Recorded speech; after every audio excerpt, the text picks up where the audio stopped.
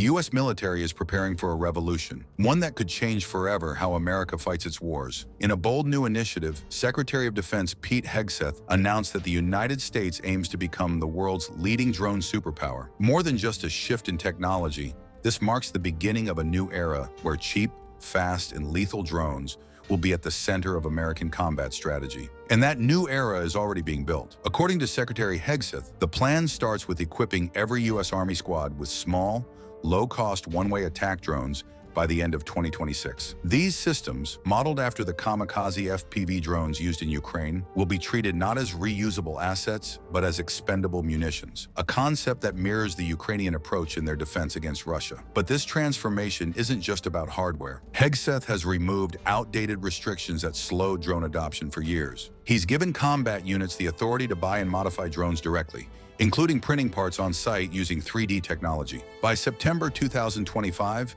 the Army, Navy, Marines, and Air Force must each establish experimental drone units. And by January 2026, a fully approved list of drones and components must be ready to enable mass production and streamline purchases from American companies. What makes this initiative so significant is how deeply it draws from Ukraine's battlefield experience. Hegseth called drones the most important military innovation of this generation. He warned that while other nations are already producing millions of low-cost drones, the U.S. has lagged behind, held back by its own bureaucracy. In Ukraine, drones have redefined warfare. Analysts and commanders estimate that up to 70% of casualties now come from drones. Some reports even raise that figure to 75%, making drones deadlier than artillery. Their impact has forced major tactical changes.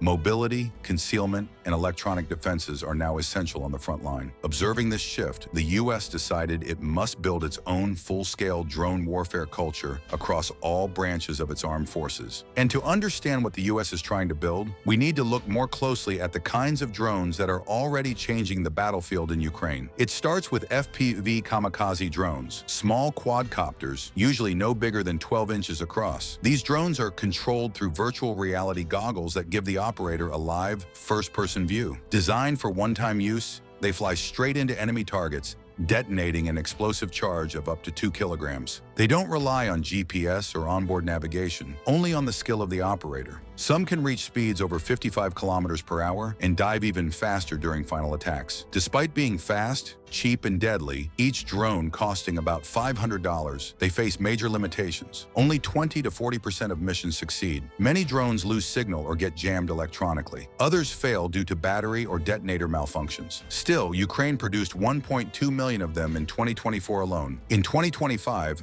monthly output jumped to 200,000 units, with a total of 2.5 million expected by year's end. That kind of scale is exactly what the U.S. wants to replicate, treating drones as disposable munitions, not complex systems. Another key category are the so-called bomber drones. These are commercial or military quadcopters modified to carry several grenades or submunitions. Operators fly them above enemy trenches or vehicles and release explosives with high precision using live camera feeds. Their impact goes beyond damage. They force opposing forces to seek constant cover, slow down movements, and abandon exposed positions. By early 2025, Ukraine saw a 22% increase in target hit rates using bomber drones, especially during close-quarters trench assaults and urban operations.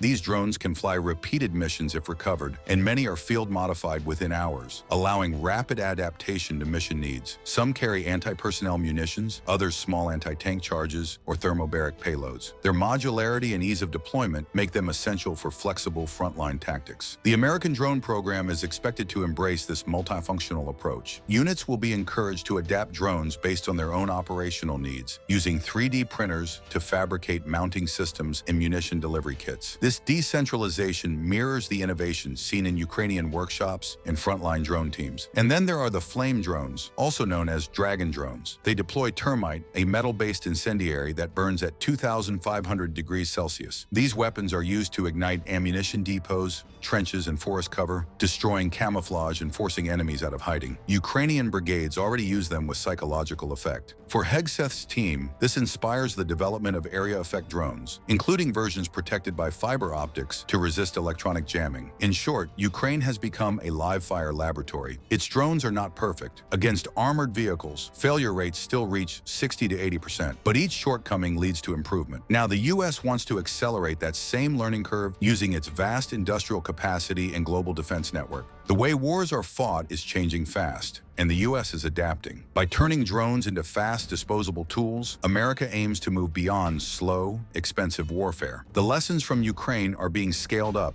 reshaping how future conflicts might unfold. And just as strategies evolve, so do global pressures. Trump has now given Putin a 50-day ultimatum for a ceasefire. Watch our next video to understand the stakes.